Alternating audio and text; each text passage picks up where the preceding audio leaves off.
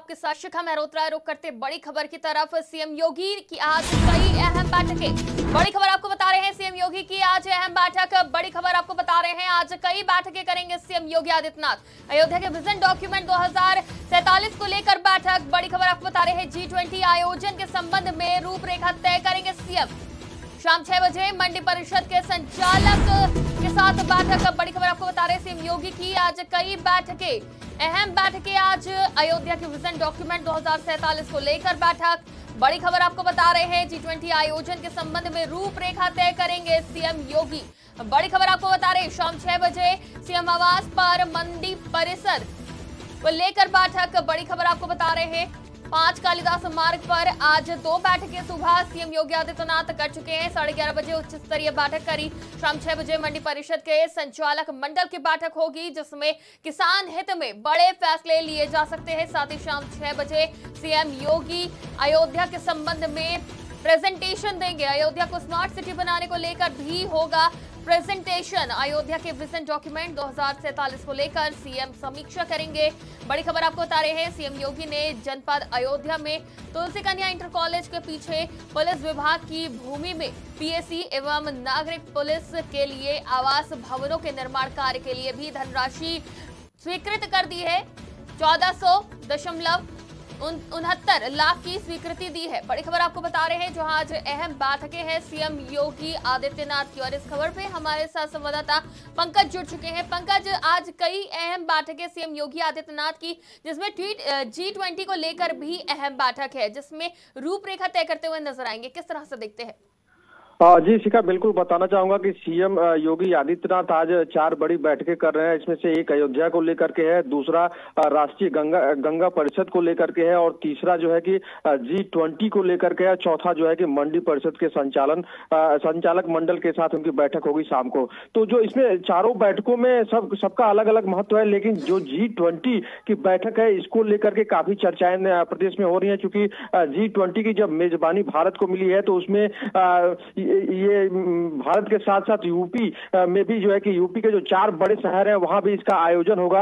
आपको बताना चाहेंगे कि यूपी के जो 4 बड़े शहर हैं उसमें से लखनऊ, वाराणसी, ग्रेटर नोएडा और आगरा है जहां G20 का शिखर सम्मेलन का कार्यक्रम आयोजन होगा। और जो लगभग 1 लाख से ज्यादा विदेश के लोग हैं, आने वाले लोग हैं, वो इन कार्यक्रमों में भाग लेंगे। तो इसको लेकर के सीएम योगी आदित्यनाथ काफी चूंकि एक्टिव है और जो क्या कुछ चल रहा है इस मीटिंग को लेकर के जो तैयारियां हैं वो कैसी हैं, मुकम्मल की गई हैं कि नहीं की गई हैं, इन सारी चीजों को लेकर अधिकारियों के साथ ये बैठक हुई है उनकी। और इसमें सबसे बड़ी बात यह है कि G20 का ये जो बैठक है भारत के लिए बड़ी चीज है। और कुल 11 चूंकि इसमें कार्यक्रम होंगे जिसमें से 6 जो कार्यक्रम है वो केवल काशी में यानी वाराणसी में ही होंगे। वाराणसी का एक अलग महत्व है प्रदेश में।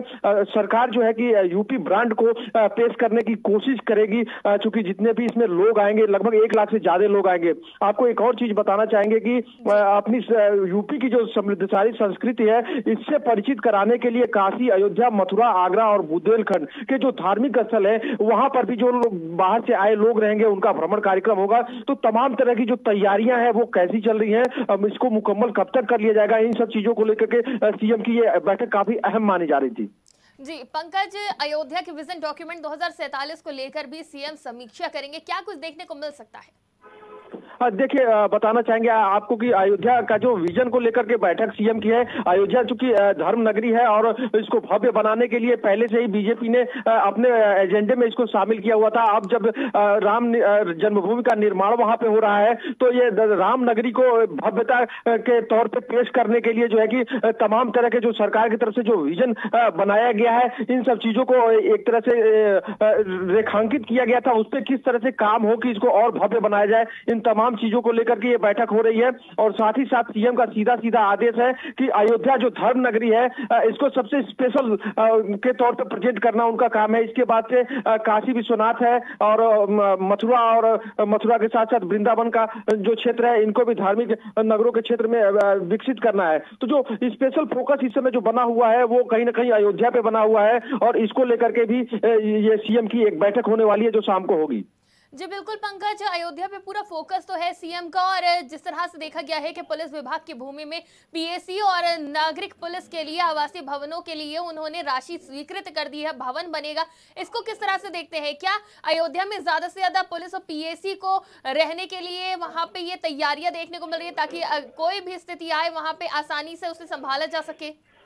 जी बिल्कुल बताना चाहूंगा कि ये जो पीएसी और नागरिक पुलिस के लिए जो भवनों के निर्माण के लिए सीएम ने जो धनराशि स्वीकृत की है, इस पे पहले से ही तैयारियां चल रही थी और ये एक बहुत बड़ी बात है कि अयोध्या में इस तरह का निर्माण कार्य हो रहा है। क्योंकि अयोध्या जब धर्म नगरी बन रही है और भव्यता के साथ उसको प्रेजेंट किया जा रहा है, तो जाहिर सी बात है कि यहाँ पे एक टूरिस्ट प्लेस की तरह भी होगा। चूंकि धार्मिक नगरी होने के साथ साथ बाहर से लोग भी इसे देखने के लिए आएंगे। और सबसे बड़ी अहम बात तब हो जाएगी कि यहाँ की सुरक्षा व्यवस्था, की सुरक्षा व्यवस्था कैसे चाक चौबंद रहे, पुलिस की अलग से व्यवस्था रहे, ताकि सारे लोग जो है कि जो दर्शन के लिए आते हैं, जो घूमने के लिए आते हैं, इनको किसी तरह से कोई भी परेशानी ना हो। तो पुलिस की सेवाएं भी बढ़ेंगी और जब पुलिस की सेवाएं बढ़ाई जाएंगी तो वहां उनके रख रखाव और रहने के लिए भी ये जो बंदोबस्त है ये पहले से ही किया जा रहा है। क्योंकि सीएम का आदेश है कि धर्म नगरी अयोध्या चूंकि अपने सनातन संस्कृति का हिस्सा है और इसमें देश विदेश से लोग यहाँ पर आते हैं, लाखों की तादाद में आते हैं, तो उनके साथ किसी भी तरह का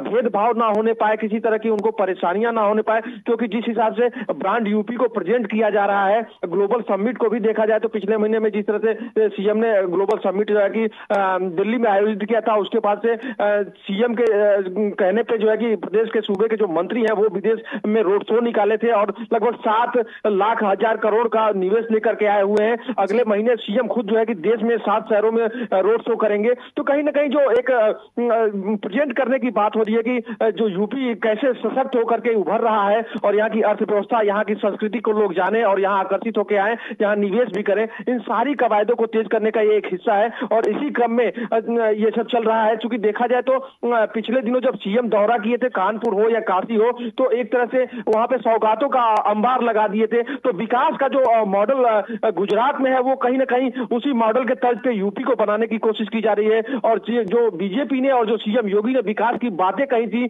प्रदेश की जनता को, उसको चरितार्थ करने के लिए कहीं ना कहीं ये कवायदें तेज हो रही हैं ताकि जो विकास कार्य है वो कहीं ना कहीं द्रुत गति से हो और यूपी एक उत्तम प्रदेश की तरह उभर के आए। जी बिल्कुल, बहुत बहुत शुक्रिया हमारे साथ जुड़ने के लिए। तमाम जानकारी के लिए इस खबर पर हमारे साथ संवाददाता पंकज जुड़े हुए। हाय एवरीवन, मैं हूं एलन कपूर। आज की खबर की तरफ से सारे दर्शकों को very very happy new year.